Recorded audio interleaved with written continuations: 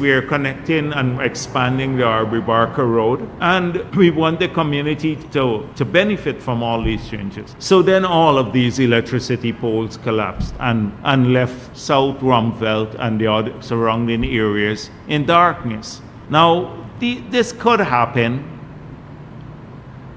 but we were very concerned about as an accident. Accidents do happen. But I started digging into this a bit more, and this was not an ordinary accident. What that discomforted this community in such a major way.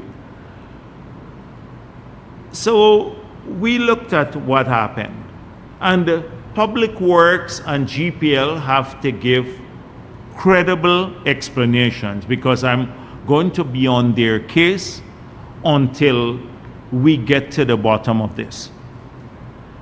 Because for one, these poles that were moved there, from the wooden poles to the concrete poles now, they were moved out of the pathway of the road to expand the road. So I'm told now that they were not put there, they were not laid according to specifications. They were not put down according to specifications. So Public Works need to say who designed this, who was responsible for what was the contractor paid for, whether it is a design fault or the contractor did not comply with the design, and who supervised this, which engineer supervised this and allowed this to happen. And it's time that we start terminating people who are not doing their work, who've been paid by the government to oversee work that should have been done properly. Because just imagine, if that didn't happen there, we would have never known that these poles were not placed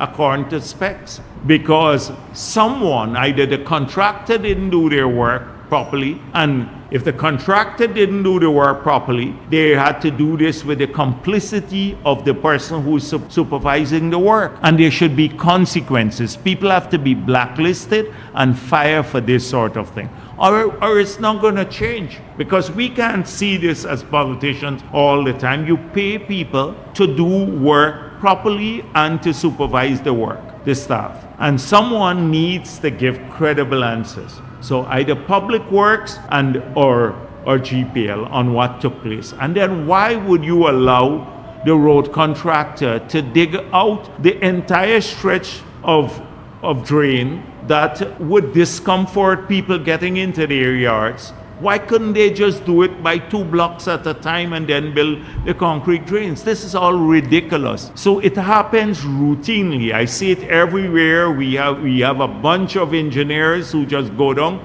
walk around the road, and they discomfort people all the time when they could work differently. And so it's something that bothers me personally, and I'm going to watch this, because I think we're reaching a stage now where people have to face consequences, including staff of the government who are responsible for designing things or supervising things, because they're getting a good salary now. In the past, it wasn't like the engineers in the state sector earning a small sum of money. Now some of them are earning huge salaries, and they don't pay enough regard to these issues. And we now need to hold people responsible.